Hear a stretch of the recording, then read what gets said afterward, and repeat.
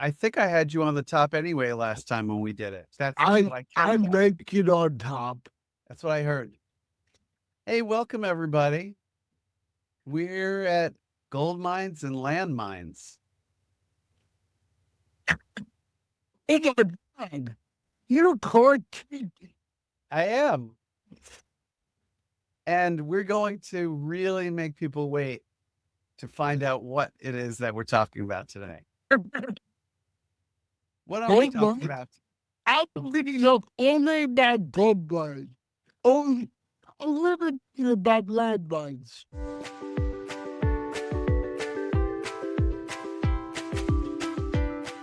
I want to talk generally in these podcasts about best practices. Now, every podcast in some way or book talks about best practices. You read a book, you watch a podcast to get the best practices on the subject. But I want to go deep depth. Well, it starts with I used to work for a company called Financial Executives Research Foundation. It was a professional association of 14,000 senior financial executives. So we're talking about CFOs, chief financial officers, and treasurers, and some chief executive officers that were financed by me. Well, my division did probably because best practices studies. And they go around to companies that were top companies. This was in the 2000s. So we're talking about Apple, Microsoft, Intel, Cisco, Walmart. And we would talk to the executives about leadership and about business processes and distill best practices. We were trying to tease it out of them and give them to share what it was that was so special. It was like Built to Land, the book before Built to Land. And the association would then, we would write books and we would distribute the book to the 14,000 members. So, for example, I wrote a book called M&A for bloody through iteration about mergers and acquisitions. So that it was picked up by McDonald, which is the number one publisher, education publisher in the world. They became a bestseller. Not because it was such a great book, but because it was McGraw-Hill. Yeah. But see, then it was published in Mandarin. They sent me the review in Mandarin, like I could tell if they made a mistake or not. From then, after I was at this company, I just said, I'm going to do this myself, living my year for my own books. So what I've been talking a lot about in this podcast is entrepreneurship. Because you have to think about it. You are not a bunch of entrepreneurs that are a flash in the pan, one hit wonders. I say flash in the pan because as we go wonders, once in a while, a gold miner would find a flash in the pan and think he struck gold, but it was only one little speck of gold. Now we're going to look for the gold mines.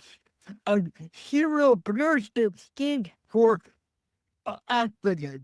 And each of them, the first one is S, system, because you have to systematize your business.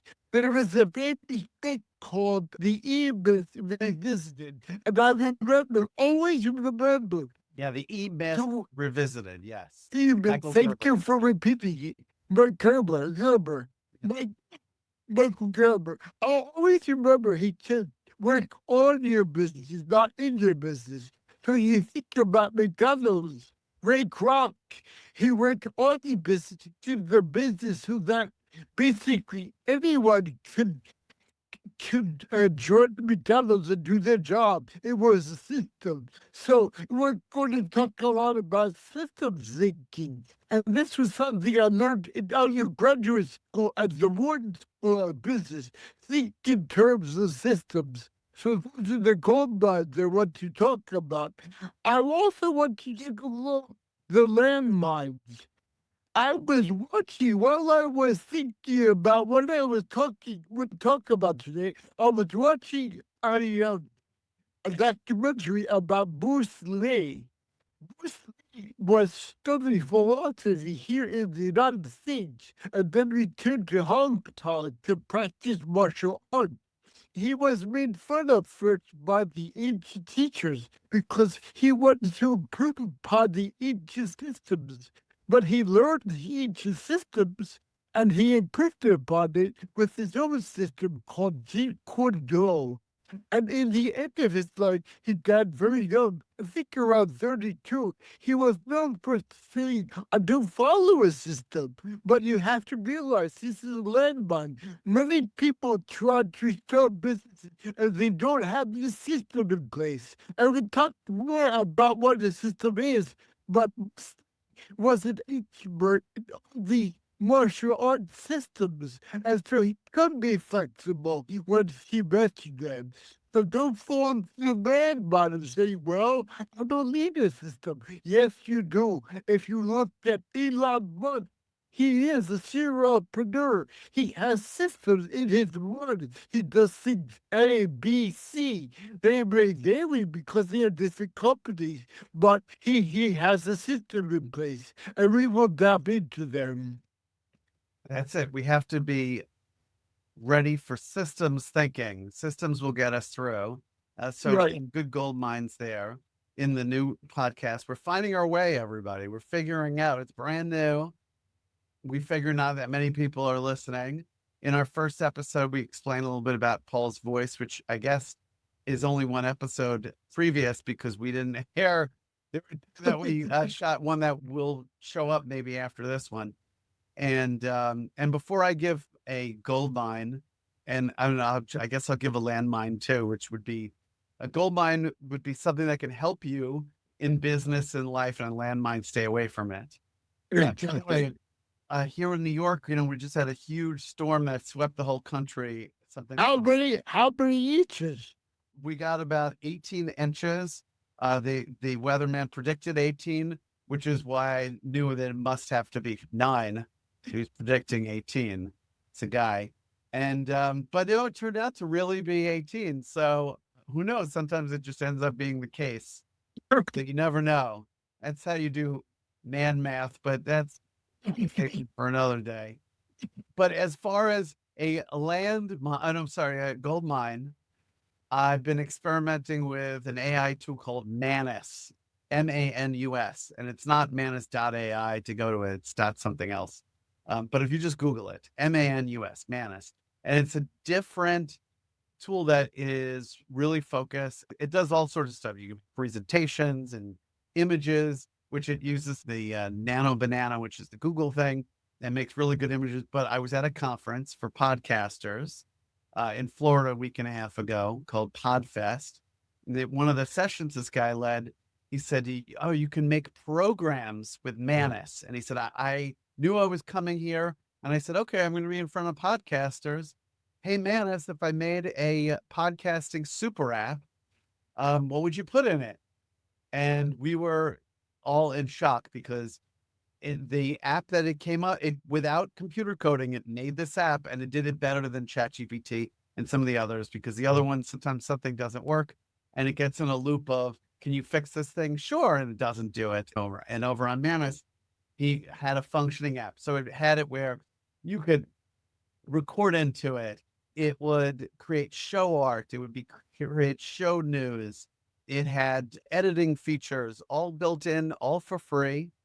And you can create a program. So if you've ever thought, oh man, I wish there was a program for this, or if you're paying for 3 or 4, 5 programs and you wish that you weren't paying for 3 or 5 and you could just create your own, go play with Manus, Manus, and you can make one. So that's the gold mine. Well, what thinking when you see a program, do you mean a course only or a program? An application. Application. Okay. Yeah. So if you ever thought, gee, I wonder if there's an app for blank, or hey, I'm paying for 5 different things, maybe I can make my own. So Uh, it's robots making robots. robots making robots is exactly where we're at.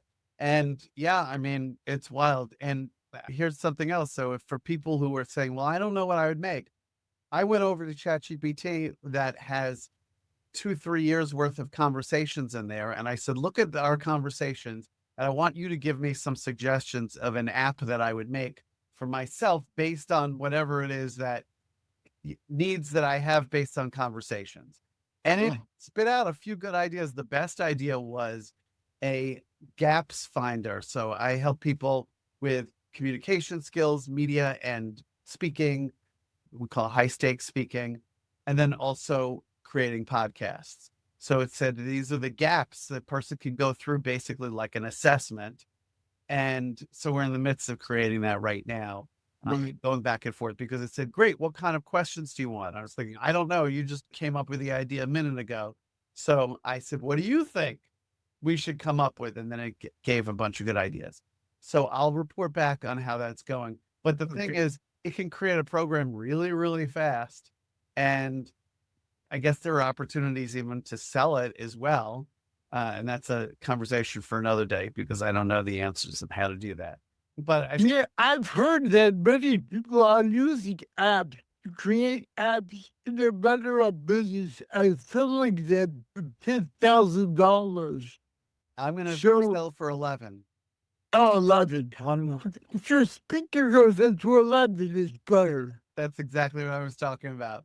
And we'll see. Maybe we'll come up with an app out of our conversations.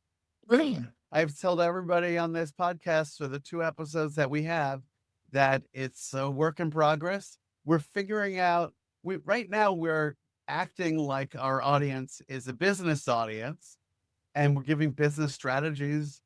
Paul and I have run businesses for the last 20 plus years and we have plenty to share. We should jump. Yeah. Go ahead, go ahead. I'm Into sorry. minds. I will tell everybody basically this podcast is schedule. I've been suffering for 50-some years, thinking fast on the day.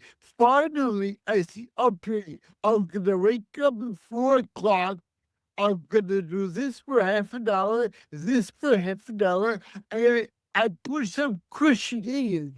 But it's a mistake not to make a schedule. Now, I can love it, and you are a little bit different because we are entrepreneurs, and we can fall into the trap of going down the wrong lane. If you obviously, if you have a job, you're into think through 95, you have to do work. But I used to be friends with someone who every day he would spend 15 minutes at the end of the day working on his schedule for the next day. Now, of course, he couldn't complete his schedule because of interruptions, but he would do it every day. And that's what I do. I think get me what I want to see is say, from 4 o'clock to 5 o'clock, this is what I'm going to try to do. And I try not to have distractions. That's it. We have to make a schedule. If you're working for yourself and things are loose, you can go down rabbit holes. You can lose huge chunks of time. You could end up watching internet videos. All these things take us off track. And speaking of that, I was thinking, did I talk about Manus in the first episode or one of the test episodes that we didn't use yet? So I if I think did, you only touched on it. oh, okay. So I talked a little bit more about it. Next time I'll talk about how to gamify your day, which was in our episode that we didn't air. Okay, so quick landmine and then we'll get out. My only man but is really came guessing from me. He is known. A lot of martial artists called him to say, I do have the style. No, you can be worthy after you master your systems. And then you have it in your body. Body knows what the systems are, and then you can feed them. So you're not with me. you have to have a system in place. And serial entrepreneurship is very simple because each of the SERIAL, it's a way of thinking about being an entrepreneur and what you have to focus on. It's a system. Ooh, I like it. So I'll say a landmine, which is systems related, which is if you're not using a CRM, and I'm not talking about a mass email tool, a customer relationship management tool, which basically gives you a list of who you're following up with if that's the type of business that you have, then you're making a huge mistake. If people are using spreadsheets or writing on the calendar who they should follow up with, Just losing a piece of paper. How many years have I asked you what CRM are you using? I, Or and, like and condition. and I don't know how you can keep track. I Uh, don't. you I can't keep don't. track. Well, I guess have a what? good memory because Well, I'll tell you, my day is what I'm doing today is I'm gonna call this person. I should have a CRM but constant contact or HubSpot. I'll think I'm gonna use HubSpot. yes, What do that's you use? I use HubSpot. And even though there's some, I mean, years ago I used Salesforce. Then there's some other ones that came along that seemed to be a little bit more user friendly or had functionality that I liked. I've been happy with HubSpot for the last 6 years. I Well, know, that's something to know about HubSpot. What do you like and what don't you like? well, what I like is that I can easily go in and it can walk me through any. So if you're one of my business contacts, you get your own file. And in there, I save notes on conversations we have. It'll attach to my email. It'll save old emails in there. And also I can create a follow-up or a task as they call it, but it's a follow-up. And I may say, oh, Paul said to me, hey, Jess, why don't you reach out to me at the end of March? That's when I can talk to you about this. Great. So I go to the end of March. I put it on the calendar for that day, the follow-up or task as they call it, and it's all set. Just super easy to move through. The thing that I like that I pay extra for, you know, part of the subscription, one of the things includes being able to click a template and it'll have a whole written email with a proposal in it if I'm using the same type of proposal for something. And it can say, hey, Paul, it was great talking. I thought about what you said. I wanted to give you this proposal. Great. It's already set and done.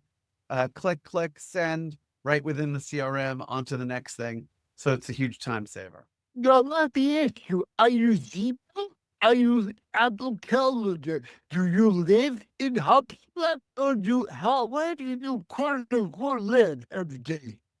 I live in HubSpot, but they, I do bounce over to my professional Gmail because there's a lot of other stuff that's in there. So, I mean, even though I can email directly from there, I usually bounce over to my email. They also changed something with the fonts. I have to figure out why it's got like a weird font if I send it through HubSpot right now. But But you basically use HubSpot Calendar, right? yeah, yeah. So it puts it on like a calendar, but basically it's that day, you say, show me your tasks.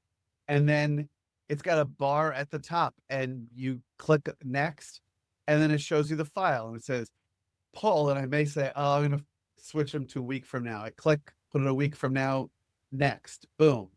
I'm on to the next thing, fills up my whole page. And by the way, as far as they have a plugin for Gmail and they think they do for Outlook as well. So, Oh, good. so I get a sidebar so I can put notes in there. I could put follow-ups in there. I can add a new contact. I could do all sorts of stuff and then just keep moving forward. So between those two, they're really great. And I Great. know Go High Level is a real nice one that I have friends who are using it. I'm just too in on all the tools that I already paid for and are already set up. I haven't tried that out, but it's when I was at a conference, they actually said their name is High Level, not Go High Level, which is I guess their marketing charge. Go High Level.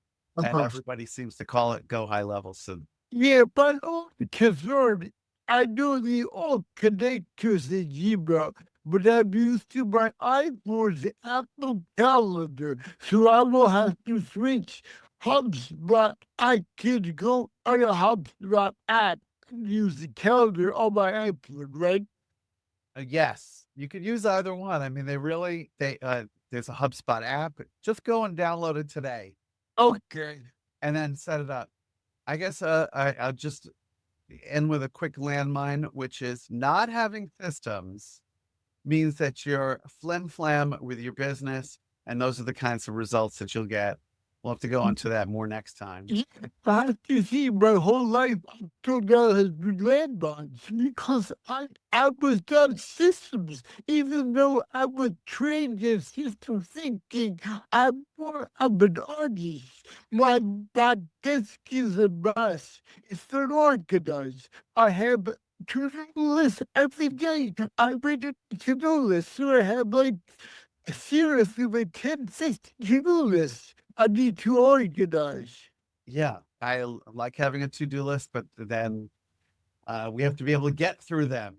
And I think if you're running a business, sometimes every day I have more things on the list than I can get through. Yes, I'm sure a business coach would say, all right, well, then you have to hand some of those off or pay somebody to do.